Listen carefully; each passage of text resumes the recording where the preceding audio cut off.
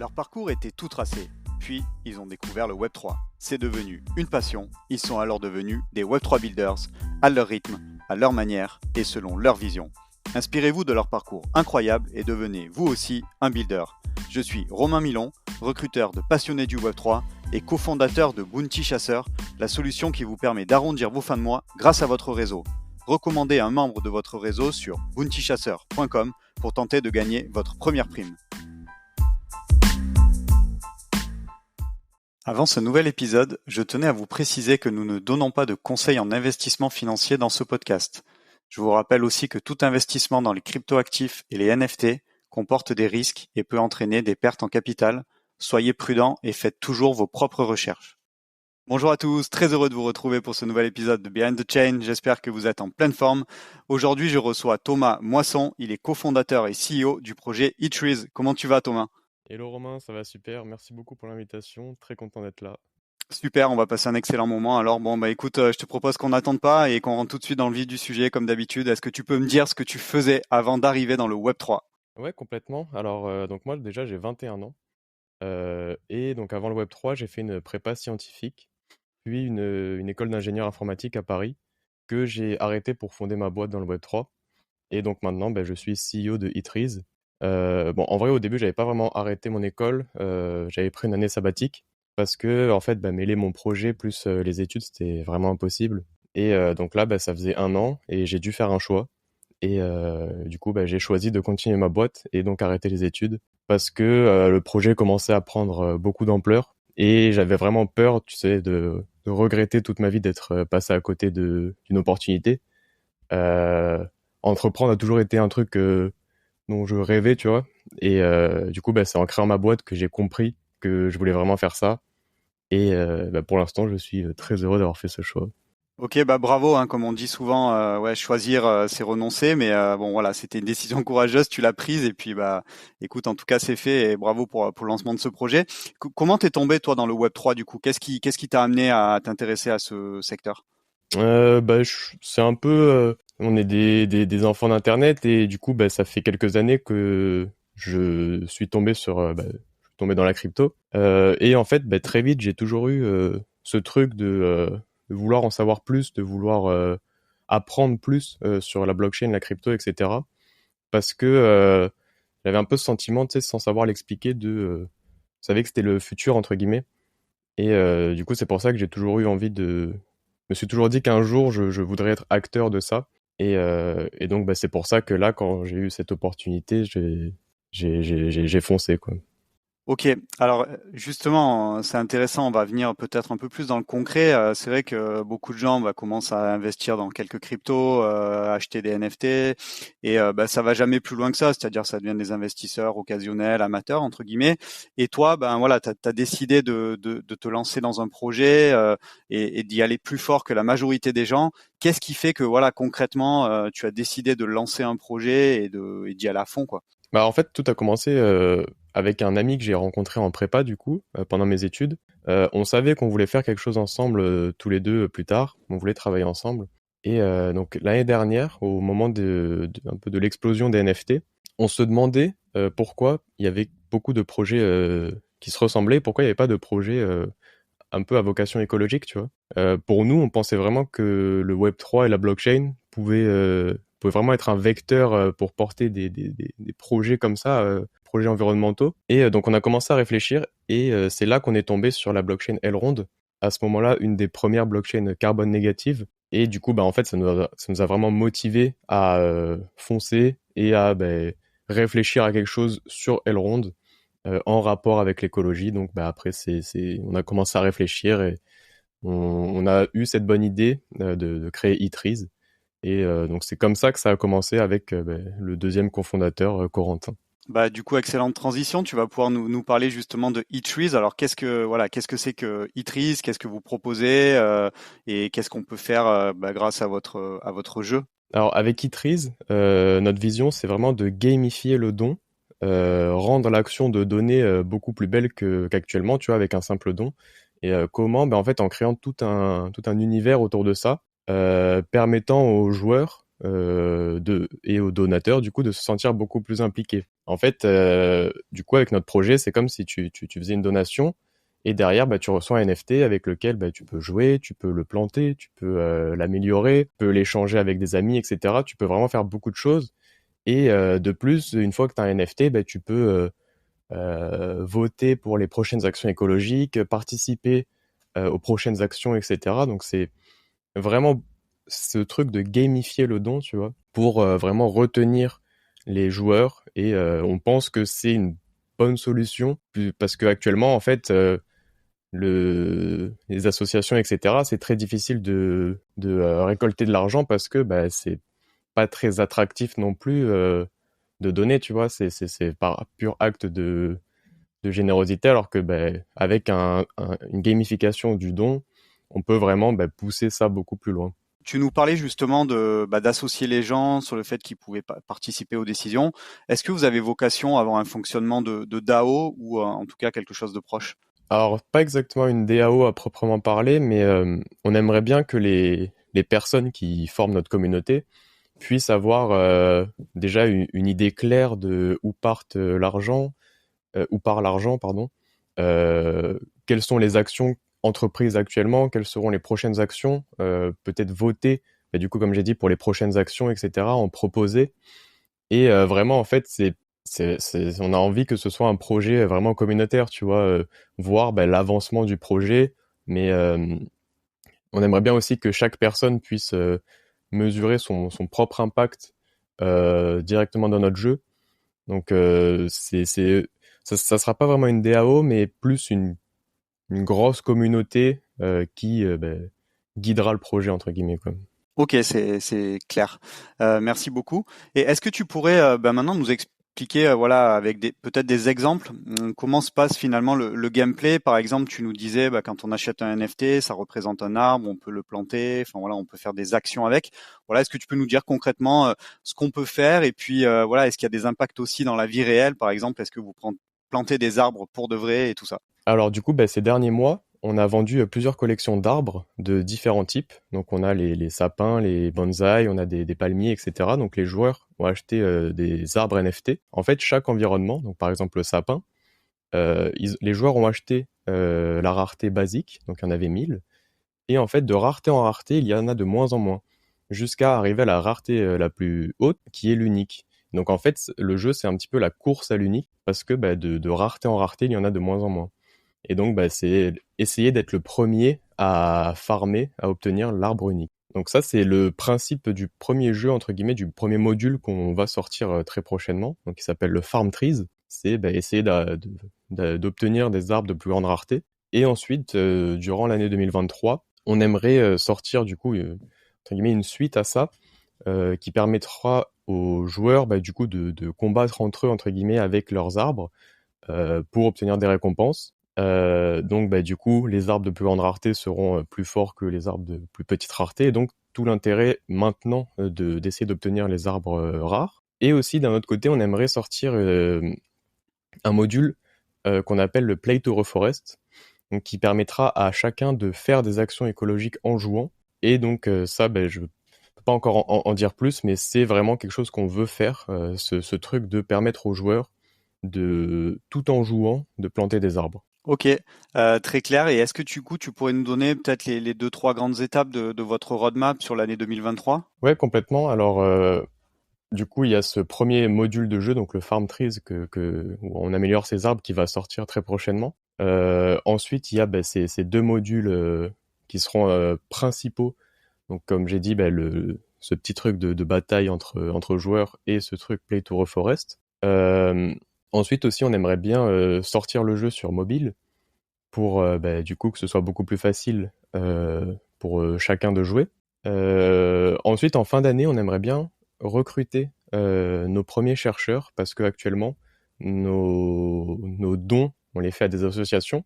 Nos actions écologiques, on s'entoure d'associations, mais ce n'est pas nos actions au final, tu vois. On finance des actions, même si maintenant on travaille avec des associations françaises à taille humaine, donc on est beaucoup plus impliqué, mais ça reste des actions d'association. Et donc on aimerait à terme avoir nos propres actions Et donc c'est pour ça que dans l'année, on aimerait bien bah, commencer ça, ou en tout cas bah, poser la première pierre pour à terme faire nos propres actions écologiques. Tu pourrais nous donner un peu les métriques du projet, par exemple la taille de la communauté, le nombre de NFT que vous avez vendus, peut-être le nombre de daily users ou d'active users que vous avez? Ouais, complètement. Alors du coup, le projet, on l'a créé il y a maintenant un tout petit peu plus d'un an, en novembre 2022, en 2021 même.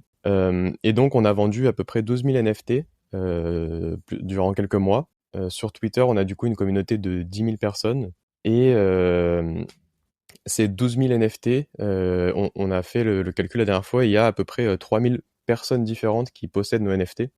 Donc, grosso modo, on aurait une communauté active de au moins 3 000 personnes. Ok, ouais, ce qui fait quand même ouais, un joli taux d'engagement parce que se dire quoi, vous avez à peu près, je sais pas, 10 000 personnes qui vous suivent sur Twitter, 3 000 qui détiennent des NFT, ça fait quasiment 1 sur 3. Enfin, je pense que c'est des jolis stats par rapport à ce que j'ai pu voir sur d'autres projets. Ouais, complètement. Et puis, je pense que avoir un projet à but écologique, ça peut aussi attirer beaucoup de gens. Et c'est quelque chose qu'on va essayer de viser aussi en 2023.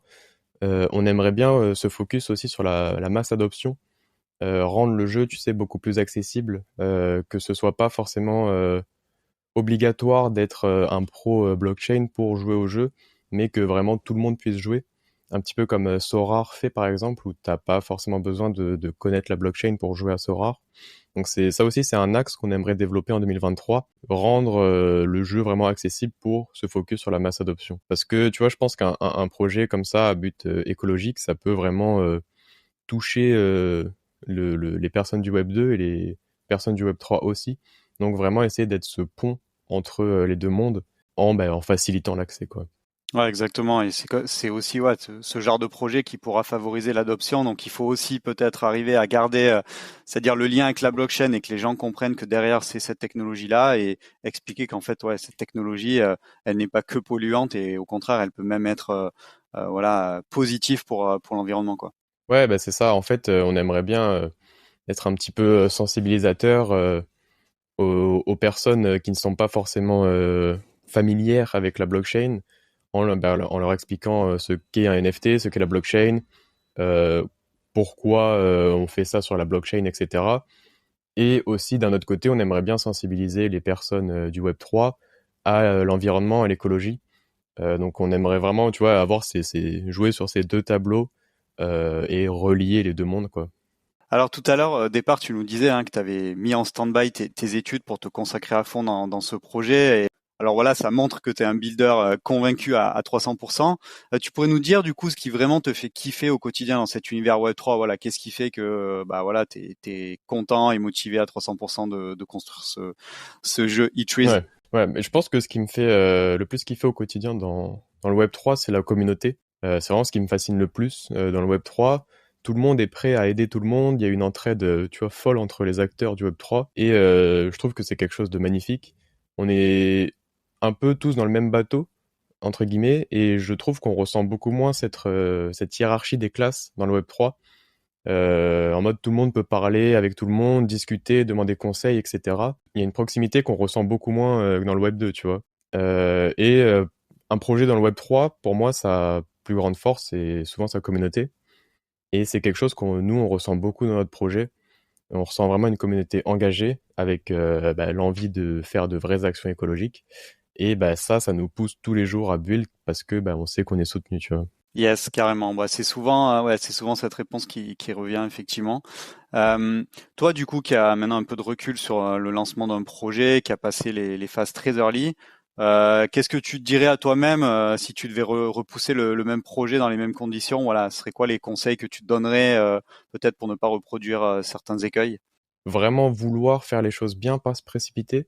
La blockchain est là pour durer, donc vaut mieux arriver avec des bonnes idées bien réfléchies que dans le rush, dans la précipitation. Ça, c'est vraiment très important. Mais par contre, oui, je pense que un truc que j'aurais pu me dire, c'est qu'il faut vraiment pas hésiter. Il faut pas hésiter de se lancer sur la blockchain parce que c'est pas sorcier. Il faut réussir à bien s'entourer, mais derrière, enfin, tout le monde peut y arriver, tu vois. Faut vraiment pas hésiter à lancer son projet si on a une bonne idée. Alors là, il faut vraiment foncer. Et la blockchain, c'est pas censé faire peur, c'est pas mythique.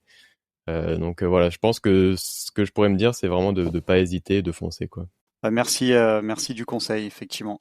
Alors, est-ce qu'il y a quelqu'un qui t'inspire particulièrement dans le secteur? Je sais qu'elle est pas trop Web3 cette question, à chaque fois je le dis, mais voilà, est-ce qu'il y a une personne en particulier? Et si c'est pas une personne, peut-être, je sais pas, une communauté que tu suis ou voilà, je sais pas, une manière de Ouais. fonctionner dans le Web3. Mais moi, il y a deux personnes qui m'inspirent beaucoup dans ce secteur Web3. C'est Monsieur Larchevêque, l'ancien CEO de Ledger. Moi, je suis très passionné de son parcours. À chaque fois qu'il parle, je suis très passionné, très intéressé.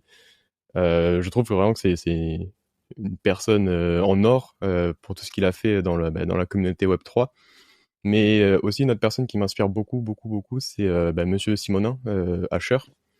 Tout ce qu'il fait actuellement pour la communauté, toutes les entreprises qu'il a, il m'inspire autant en tant que personnalité publique que en tant qu'entrepreneur. À 25 ans, tout ce qu'il a fait déjà, tu vois, je trouve ça fascinant. Donc c'est vraiment une personne qui m'inspire pour ça surtout. Mais aussi une personne qui m'inspire beaucoup. Bon, c'est pas forcément très Web3, on sort un peu de ce cadre, mais c'est MrBeast, le YouTuber américain, pour son côté philanthropique. C'est vraiment une mentalité que je respecte. C'est vraiment quelque chose qui me fascine, tu vois, tout ce qu'il fait pour les gens. Son but, tu vois, c'est de faire le bien. Et je pense que c'est quelque chose qu'on doit tous essayer de reproduire parce que bah, c'est magnifique, quoi. Ok, bah écoute, ouais, on sent en tout cas que ouais, je sais pas comment on peut dire ça, les externalités positives, que ce soit dans les projets ou dans les gens, c'est ouais, c'est des valeurs qui te sont chères. Alors du coup, ce serait quoi un autre projet dont tu pourrais nous parler, que tu suis attentivement au-delà de eTrees en ce moment, et pourquoi? Bon, j'arrive peut-être après la guerre, mais c'est un projet qui a été assez connu. C'est un projet NFT qui s'appelle Azuki. Pour leur côté, alors eux, ils ont une mentalité, je vais les citer, ils disent dope shit only. En fait, ça voudrait dire genre que des trucs parfaits, entre guillemets. Et en fait, c'est quelque chose que je me suis rendu compte que le perfectionnisme, avant, je l'étais pas trop, tu vois. Mais je me suis découvert ce trait de caractère dans l'entrepreneuriat. Avec mon projet, en fait, je sens que je suis très perfectionniste, tu vois. Je fais beaucoup attention à l'image, à ce qu'on peut dégager, à n'importe quoi, tu vois. Et j'ai envie que tout soit, entre guillemets, parfait. Par exemple, bah, chaque image, on va la revoir plusieurs fois. Il faut vraiment qu'elle soit dans les bonnes couleurs. Là, il faut que ce soit placé pile au bon endroit, etc. Parce que, en fait, tu vois, je pense que l'image d'un projet NFT, même d'un projet tout court, c'est la première chose que les gens voient. C'est tellement important. T'as beau avoir un super projet, si ben, ça attire pas trop de prime abord ou quoi, c'est tellement dommage, tu vois. Donc c'est vraiment quelque chose que je focus à fond en ce moment avec mon projet, c'est ce perfectionnisme à la Azuki où chaque truc doit être parfait, quoi. Et je confirme, hein, c'est vrai que quand on va sur votre page web, ouais, c'est vraiment très propre, très chirurgical, tout est harmonieux. En tout cas, voilà, j'encourage les auditeurs à aller faire un tour. Je pense Hmm. qu'effectivement, ça confirmera ton Merci. propos. Et de toute façon, ouais, comme on dit dans l'entrepreneuriat de manière générale, quoi, il vaut mieux un produit incomplet mais parfait qu'un produit complet mais imparfait, quoi. Ouais, et un truc aussi qui est très important, c'est rendre l'information facilement accessible. Tu vois, il y a beaucoup de projets qui sont de super projets, mais même si tu es dans le milieu, tu comprends pas forcément vite ce qu'ils font. Et alors, bah, pour une personne qui est pas du tout dans le milieu, c'est impossible à comprendre. Ça, c'est aussi quelque chose qu'on essaie de travailler beaucoup, c'est rendre vraiment les informations de notre projet facilement accessibles pour que n'importe qui puisse très vite comprendre ce qu'on fait, tu vois. Ça, c'est aussi un trait qu'on a, que Azuki nous a inspiré. C'est vraiment tout est facile de comprendre. Et ça, je pense que c'est vraiment très important.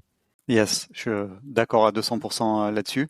Du coup, on arrive déjà à la dernière question. Est-ce que tu pourrais me dire voilà comment tu vois le Web3 évoluer d'ici une dizaine d'années? Alors, je sais que c'est compliqué, mais en tout cas dans les prochaines années, voilà, pour Hmm. toi, ce serait quoi les évolutions marquantes que tu attends? Ouais. Bah pour moi, le Web3 a vraiment le potentiel d'être merveilleux. Il y a tellement de bons aspects dans le Web3, dans la crypto ou dans la blockchain. Il y a tellement de potentiel, mais je pense que avant de dire que tout le monde doit adopter le Web3, que le Web3 doit être partout, etc., je pense qu'il y a déjà un sérieux boulot à faire en interne entre acteurs du Web3 pour qu'on soit tous sur la même longueur d'onde. Euh, pour moi, aujourd'hui, on n'est peut-être pas encore assez crédible et sérieux aux yeux de tous.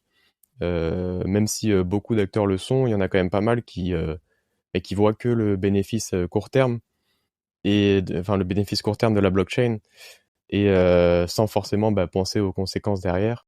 Par exemple, comme disait, c'était Asher qui disait ça, il disait que les NFT, la technologie NFT, c'est magnifique, mais actuellement, 95% des projets sont vraiment inutiles. Et donc ouais, je pense que l'avenir du Web3 en général est bon, mais on a encore beaucoup de travail à faire entre acteurs du Web3 pour que ça devienne indéniable aux yeux de tous. Ouais, effectivement, je suis d'accord, hein, il y a encore un gros travail à faire sur l'utilité et les NFT ouais, je pense en sont un bel exemple. On peut pas reprocher aux gens qui ne sont pas forcément crypto-native de ne pas s'intéresser à la crypto quand les premières choses qu'ils voient, c'est tous les scams, etc. Et ça, c'est vraiment un travail à faire entre nous pour dire que si on veut que la blockchain se développe et que la masse adoption arrive, il faut déjà que nous, on veuille faire les choses bien. Donc ça doit passer par là, je pense. Mais oui, pour moi, le Web3, dans 5 ou 10 ans, a un potentiel merveilleux.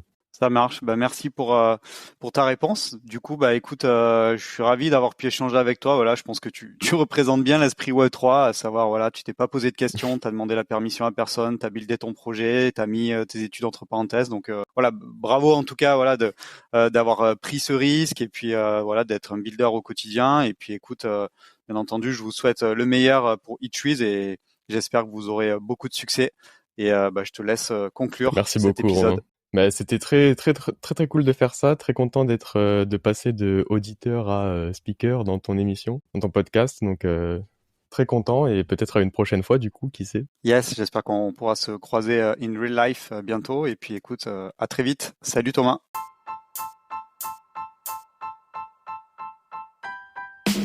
Merci d'avoir écouté cet épisode jusqu'au bout. Pour m'aider à propulser ce podcast, je vous invite à me laisser la meilleure note possible ainsi qu'un commentaire sympa. À très vite pour découvrir un nouveau talent du Web3.